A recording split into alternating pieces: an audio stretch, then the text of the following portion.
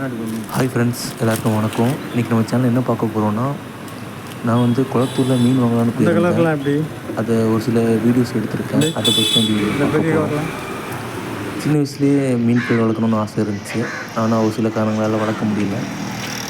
இப்போ வந்து திரும்ப வளர்க்கலாம் அப்படின்ட்டு யூடியூப்பில் நிறைய வீடியோஸ்லாம் செக் பண்ணேன். அதில் குளத்தூரில் கம்மியான ரேட்டில் கலர் ஃபிஷ்ஷஸ் நிறைய இருக்குன்னு கேள்விப்பட்டேன். சரி, ஓகே, போய் பார்க்கலான்னு போய் பார்த்தோம்.